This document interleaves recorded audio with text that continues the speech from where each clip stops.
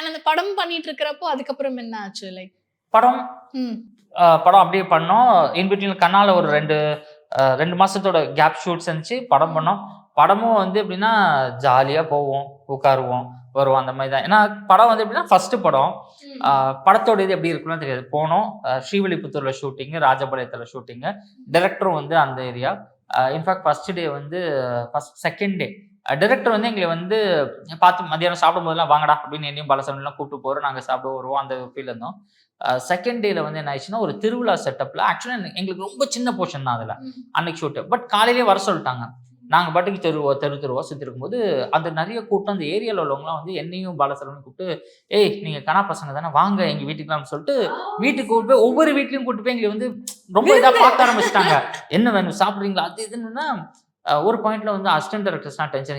என்ன நீங்க அவங்களுக்கெல்லாம் நாங்க கனா அப்படின்னு பெருசா தெரியாது.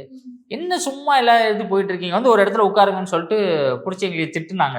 நாங்களும் எதுவும் சொல்லல. கம்முனு வந்துட்டு உட்கார்ந்துட்டோம். உட்கார்ந்துட்டு அதுக்கப்புறம் மத்தியானம் சாப்பிடுறதுக்கு ஏதோ இது பண்ணும்போது, எங்க இருங்க சார் இவங்க சும்மா ஒவ்வொரு இடமா போயிட்டு இருக்காங்க சார் அப்படின்னு சொல்லிட்டு டைரக்டர் கம்ப்ளைண்ட் பண்ணா, ஏய் அவங்க சும்மா அப்படி போவாங்க விடு பார்த்துக்கலாம் அப்படின்னு சொல்லிட்டு அவரும் சொல்லிட்டாரு.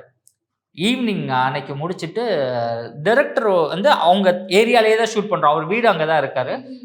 ஸோ அங்க வந்து ஒரு டீ கடை இருக்கு. அந்த டீ கடையில வந்து அவரோட அவங்க வீட்டோட டீ கடை தான் அது.